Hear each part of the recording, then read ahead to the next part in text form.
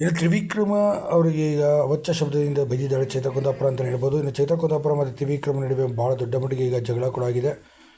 ಏನೋ ಅತಿ ದೊಡ್ಡ ಜಗಳ ಕೂಡ ಆಗಿದೆ ಅಂತ ಹೇಳ್ಬೋದು ಬಿಗ್ ಬಾಸ್ನಲ್ಲಿ. ಇವತ್ತು ಅವ್ರು ಮಾತಿಗೆ ಮಾತು ಬರೆದಂಥ ಮಾತಿನಲ್ಲಿ ಆ ಬರಸದಲ್ಲಿ ಇವತ್ತು ಮಾತಾಡಿರೋಂಥ ಮಾತು ಚೈತ್ರ ಕುಂದಾಪುರ ಬಾಯಿಗೆ ಬಂದ ರೀತಿ ಬೈತಾರೆ. ಏಕವಚನದಲ್ಲಿ ಕೂಡ ಮಾತಾಡ್ತಾಳೆ. ಏಕವಚನ ನೀನು ಅವಳ ನಂಗೆ ಮಾತಾಡೋಕ್ಕೆ ಅಂತೇಳಿ ಶಿಶಿರ್ ಕೂಡ ರೈಸ್ ಆಗ್ತಾನೆ. ಶಿಶಿರ್ ರೈಸ್ ಆದಂಥ ಸಮಯದಲ್ಲಿ ನಾನು ಹೀಗೆ ಮಾತಾಡ್ಸೋದು ಕೊಡ ಅಂತಂದಾಗ ನೀನು ಮಾತಾಡ್ಸೋದು ಹೀಗೇನಾ ಅಂತ ಅವತ್ತು ಜಗದೀಶ್ ಅವ್ರ ಜೊತೆ ಮಾತಾಡಿದಾಗ ಏನೋ ದೊಡ್ಡ ಸಾಚ ಥರ ಪೋಸ್ ಕೊಟ್ಟೆ ನೀನು ಹಾಗೆ ಹೀಗೆ ಅಂತ ಇವತ್ತು ಜಗದೀಶ್ ವಿಚಾರನ ಕೂಡ ತೆಗೆದುಕೊಂಡು ಕೂಗಾಡ್ತಿದ್ದಾನೆ ಶಿಶಿರ್ಗೆ ಏಕವಚನ ಬೈದಿದ್ದಕ್ಕೆ ಕೋಪನ ಕೂಡ ಬರುತ್ತೆ. ನೀನು ಯಾವಳ ನನಗೆ ಏಕವಚನದ ಮಾತಾಡ್ಸೋಕ್ಕೆ ನಿನಗಂಗೆ ನಾನು ಏಕವಚನದಲ್ಲೇ ಮಾತಾಡ್ಸೋದು ಅಂತ ಹೇಳಿ ಏಕವಚನದಲ್ಲೇ ಬೈತಿದ್ದಾನೆ. ಹೇಳಬೇಕು ಅಂದರೆ ಚೈತ್ರ ಕುಂದಾಪುರ ಬಿಗ್ ಬಾಸ್ ಮನೆ ಒಳಗೆ ಹೋಗಿ ಮತ್ತಷ್ಟು ಈಗ ಮರ್ಯಾದೆಗಳನ್ನ ಕಳ್ಕೊಂಡಿದ್ದಾಳೆ ಅಂತಲೇ ಹೇಳ್ಬೋದು. ಅಲ್ಪ ಸ್ವಲ್ಪನಾದ್ರೂ ಮರ್ಯಾದೆ ಇತ್ತು, ಈಗ ಅದನ್ನು ಕೂಡ ಕಳ್ಕೊಂಡು ನಿಂತಿದ್ದಾಳೆ ಅಂತಲೇ ಹೇಳ್ಬೋದು ಸ್ನೇಹಿತರೆ. ತ್ರಿವಿಕ್ರಮ್ ಮಾತ್ರ ಅವ್ರು ನಡ್ಕೊಂಡ ರೀತಿ ನಿಜಕ್ಕೂ ಕೂಡ ಎಲ್ಲರೂ ಕೂಡ ಜನ ಒಗಿತಿದ್ದಾರೆ ಅಂತಲೂ ಸಹ ಹೇಳ್ಬೋದು. ಹೌದು, ಚೈತ್ರ ಕುಂದಾಪುರ ನಡ್ಕೊಳ್ತಾರ ರೀತಿ ಒಂದು ಸ್ವಲ್ಪನೂ ಕೂಡ ಜನತೆಗೆ ಇಷ್ಟನೂ ಸಹ ಆಗ್ತಿಲ್ಲ. ಆಗ ನೀವೇನಂತ ಇದ್ರ ಬಗ್ಗೆ ದಯವಿಟ್ಟು ಕಮೆಂಟ್